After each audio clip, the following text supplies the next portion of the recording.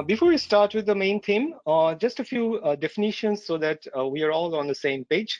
All these terminologies like systematic trading, quantitative trading, algorithmic trading, high frequency trading, so they often are misunderstood even sometimes by the practitioners, and they are in fact quite different things. Systematic trading is a way of trading where you make your decisions based on rules. It doesn't matter how the rules are formed, whether totally arbitrary or through solid research, as long as your trading is based on rules, it's systematic trading.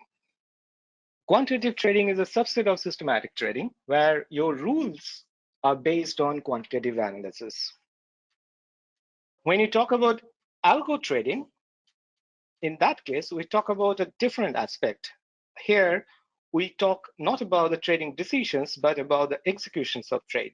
If you are executing trade through pre-programmed trading instructions, i.e. a computer program, it is constitute algorithmic trading. And high-frequency trading is a subset of algorithmic trading, where you send orders at a very fast rate. That is one of the characteristics. And the second most prominent characteristic is your order to trade ratio is typically very high. That means a number of the orders that you send do not get ever executed. So now that you have some idea about these basic terms, quite small and interesting, hopefully, sneak peek into what quantitative trading really is vis-a-vis discretionary trading. I'm sure all of you, those of you who have traded, you are familiar with discretionary trading. That is trading manually, deciding what to trade manually vis-a-vis quantitative trading. So here is a small question for you. So we have two cases. Asset manager A is a discretionary manager and follow 10 stocks diligently, whereas asset manager B is a systematic trader. And of course, he has the computer power behind her, so she can track around 500 stocks at the same time. Now, the investors really do not care whether you trade discretionary or you trade systematic. All they care about outperformance and what is the confidence level they have on your outperformance, meaning whether your outperformance is luck or not. The first question, what is the hit ratio for A to achieve an outperformance in at least 50% of the stocks with at least 95% probability? Hit ratio in the sense, how many times A has to be correct in his prediction to achieve this benchmark. And this question too is the same, but for B. Now, if you make some somewhat simplifying assumptions, then we can answer this question like as in the next slide. So if you are not familiar with the maths shown here, not a problem. You can always reach out to me or someone from Quant Institute later, would be happy to explain. But what transpires is that simply by the fact that B was tracking more number of stocks, more number of assets, and having an opportunity to trade more number of assets, she has a built-in edge over A. To beat A, B has to be only around 55, 56% of times correct. Whereas to achieve the benchmark, A has to be around 78 to 80% correct. And you see that in trading, where the randomness is inherent, is an integral part of the market, being 80% of the time correct is quite a lot. It's a large ask. So now you see where the appeal of systematic trading is. And before you take this wrong conception that systematic trading, I'm trying to say, is better than discretionary trading, no. Both has its own place, and both can simultaneously live together. The age of systematic trading is, as we've just seen, the large number of stocks we can track Whereas the age of a discretionary trader, by the fact that they're tracking much fewer number of stocks, they have a much deeper proprietary insights, which are not possible if you are tracking too many, right? And as a matter of fact, the typical returns for a discretionary trader is losing in many stocks, but then catching those one or two multi-baggers, the typical value investors. On the other hand, the systematic trading, if done correctly, it results in a much smaller annual return, but a much steadier one. Of course, you are coming from different backgrounds, whether physics or chemistry or anything else, and every field has its own fundamental law. So trading is, of course, not an exception. So there is a fundamental law in trading as well, or rather known as the fundamental law of investment management, which is, as you see in the slide, it says that the information ratio is directly proportional to the information coefficient multiplied by the square root of number of bits multiplied by the transfer coefficient. And if you're not very familiar with this terminologies, it's absolutely fine. We'll share the material probably later, so you can have a greater look at it. At this point in time, all you have to understand is that the performance of an investment manager over the benchmark is directly proportional to his hit ratio, that is his inherent skill. Also, is proportional to the square root of number of bits it takes. And as you have seen, why B is excelling is because the number of bits for B is much larger. So hopefully this gives you some perspective about systematic and quantitative trading.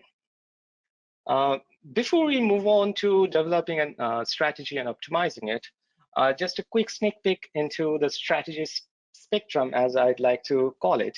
So what you see here, on the x-axis, we have different sources of your profit and loss in your strategy. Some say sources, some say factors. Those are just terminologies. On the y-axis is a different way of trading. So you have the technical trader, the fundamental trader, the quant. So as you can see that a source of risk or returns can be captured by different traders, different styles in different manners. So mean reversion trade becomes pair trading or statistical arbitrage for quants. For technical traders, it becomes a retracement or a swing trades. And on the other hand, for a fundamental, this is the most renowned Warren Buffett style of trading called value investing. Now, if you really take a hard look at this matrix, this strategy spectrum, you'll see that almost all of this, including value investing, can be expressed as a rule. And as long as you can do that, you can do a systematic trading on that. So there are misconceptions that value investing is fundamentally discretionary. Actually, that need not be the case. It all depends what sort of data and what sort of information you are looking at. For example, there are many funds right now who actually, apart from taking in fundamental data, those balance sheet and P&L ratios, they also look into natural language processing, into the management accounts and the reports, and they make a value decision based on that. And that is nothing but value investing doing systematic way. Cool. So with this short background, I think we are now ready to move into the main part of our topic today, trading strategy. Now, what is a trading strategy? The strategy, a mathematical definition of strategy, comes from the discipline of game theory, according to which a strategy is a set of rules or a well-defined algorithm that can allow you to choose an action from a possible set of actions in any state of the game. That means no matter what happens, in which state of the world you are, you always have an action which is predetermined. And for trading strategy, it is pretty much the same. It is a set of rules that tells you when to buy, when to sell, and when to hold, do nothing, no matter in which phase the market is in. Of course, for trading, the game is quite complex. It's a multiplayer, massively multiplayer game. There are so many market participants, and also the underlying engine, the generator, is quite random and stochastic in nature. But the main thing remains the same. So you have to create a set of rules that will allow you to choose an action and act on it, of course, given any state of the game, any state of the market. Now, in terms of if you use a bit of symbology, so the way it flows is that first we start with some input data. It can be price, it can be volumes, it can be, as I mentioned, fundamental data, or even the outcome of your natural language processing, anything. So we have a set of information which is continuously streaming. Your main objective of trading strategy is to create two things out of this. First, define a signal function that is a function of this incoming information that will generate a buy, sell, or hold kind of signals. That is, it can be a discrete, it can be a continuous number. It will generate a signal that will tell you whether to buy or sell or hold. And then the next step is to come up with a positioning function that will take the signal as an input and convert that into a target position for that particular underlying. So for example, if you are doing constant signal function, so if your signal is 1, you want to sell, you want to buy 100 share. If your signal is -1, you want to sell 100 share. And finally, once your position is done, that is what you trade. And then you get the realized return in actual market. What happens? Of course, this is outside your control. You cannot control this, which is the capital R in the last line. And this creates your total portfolio value. Or if you subtract your initial portfolio value, this is essentially your profit and loss. So we start from the information. In strategy design, we design two functions. One is the signal function and one is the position function. Sometimes people say sizing functions as well instead of position function. And then finally, once you're done, you do the trade and you get the, you reap what you sow. The objective of strategy development is to find S&P, and the objective of strategy optimization is to optimize a function of pi given some constraint by changing S and P, or by changing the parameters of S and P. Cool. Now this semantics is behind us. Let's get into the stages of a strategy development. So strategy development always starts with ideation. That is, you either have experience in the market, you have made some certain observation, or some read about some empirical research or some economic research, or you heard something from some forum or some other places.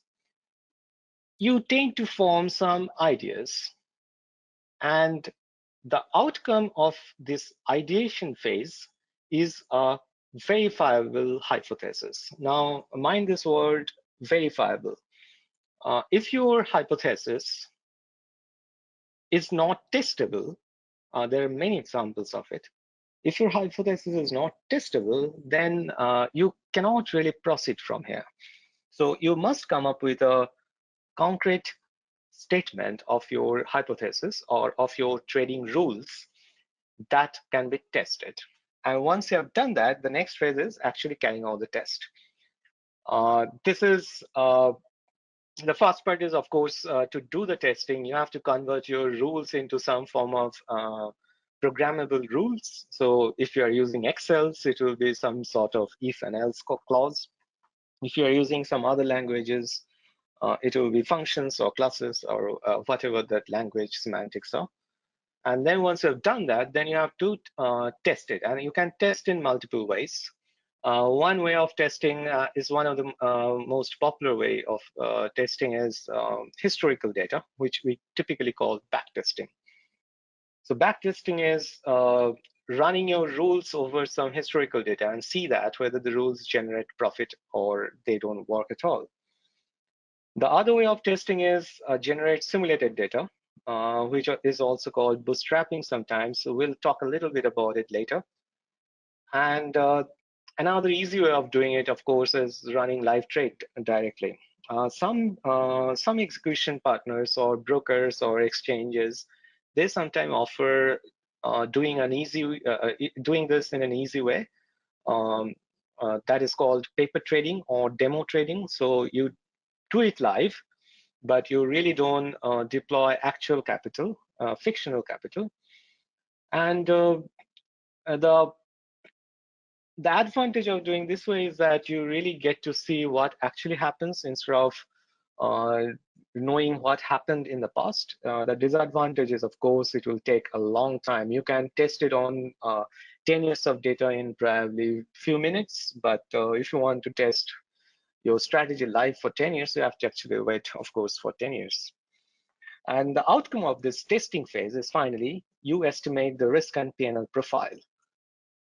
And once you have done that, the next step is, of course, deployment. And before we deploy a strategy, we have to be very careful about who we choose to execute our trades. And also, more importantly, you have to be very careful about risks that are not captured in your testing phase, especially risks like operational risk or examples like your network going down and et cetera, et cetera. And finally, you have done that. Of course, you'll be looking for your next strategy and you go back to ideation. So what we'll do in this session is that we'll go through each of this phase and we'll see that how it is done with some special emphasis on optimization. Yes. So before I move into that, just a bit of words on how we quants see the risk and P&Ls in our strategy. So there are a couple of equations on the top of the slide. If you're not familiar with it, it is not utterly important to be so. In case you're familiar with CAPM, it will look a bit familiar.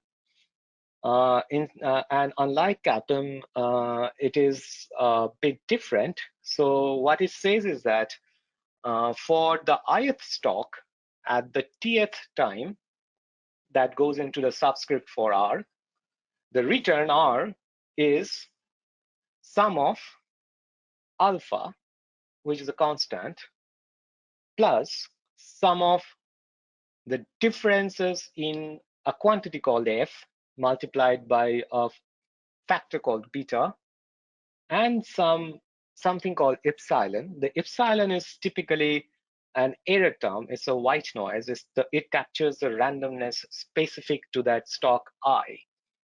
And the F are called factors. If you are familiar with CAPM, then you have seen only one F, and that is called the market return. So if we expand this, it becomes what is commonly known as arbitrage pricing theory, and we have many factors, as we know, if you're familiar with the factor models from Fama and French.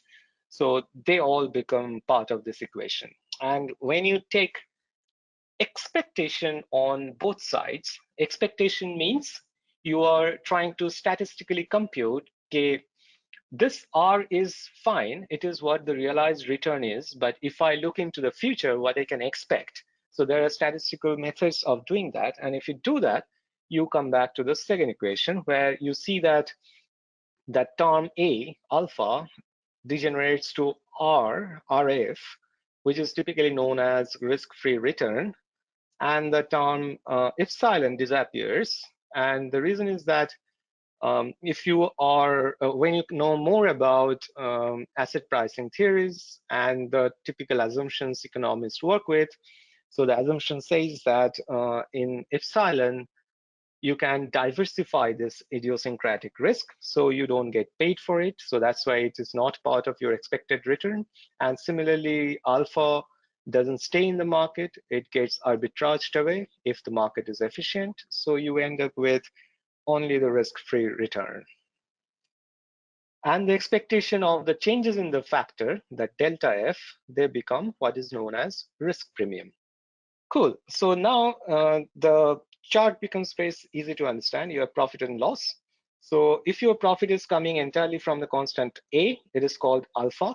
If your profit is coming from the beta part, the part in the middle, it is called beta. If your profit is coming from the error terms, the epsilon, it is called idiosyncratic.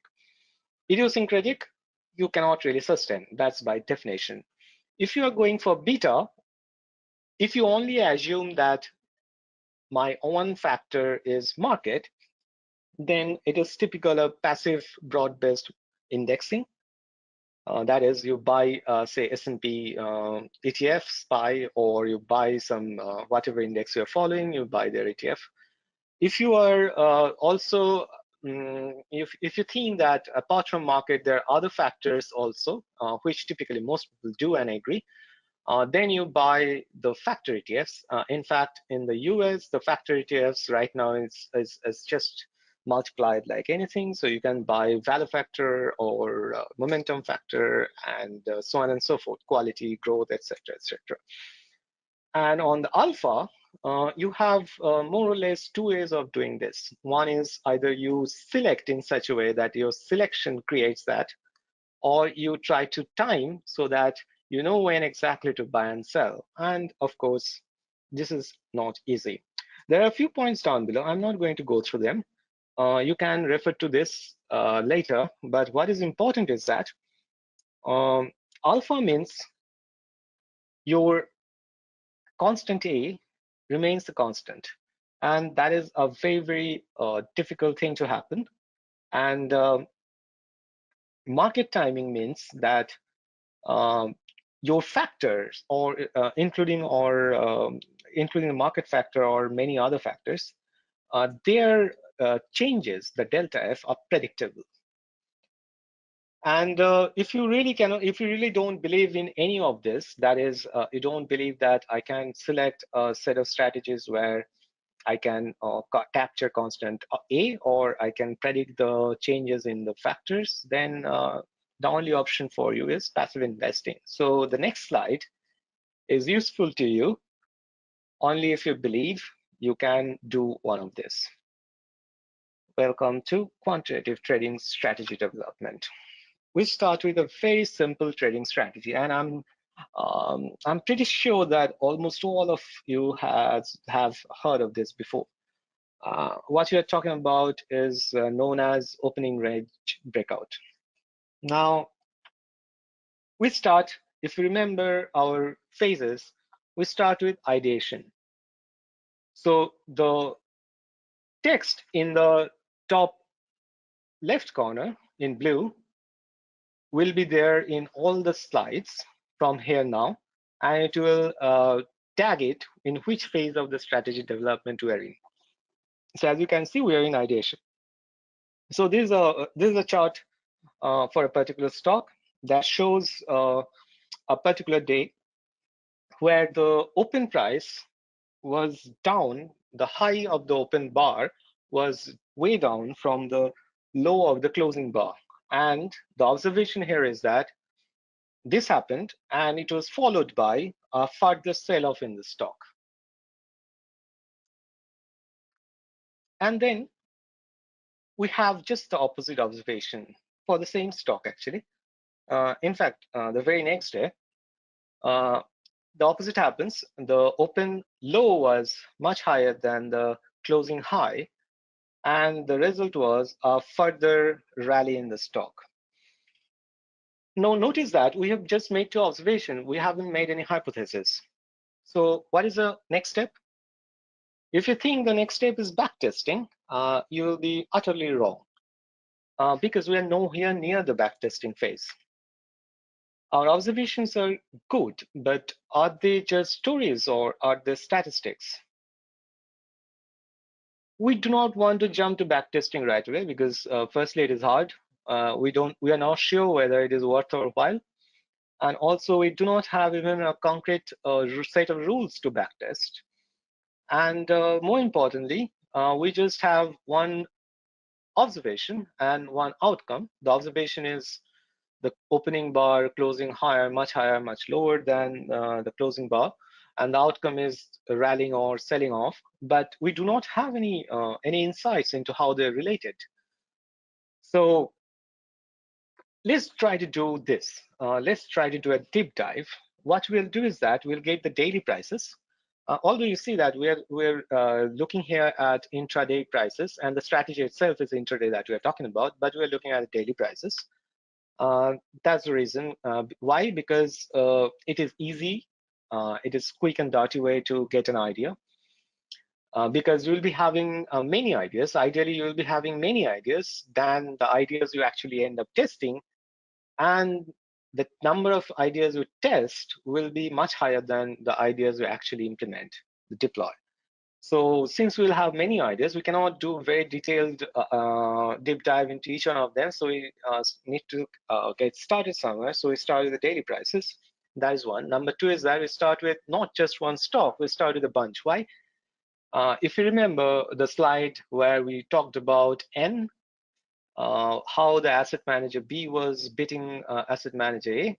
So we don't want to lose that.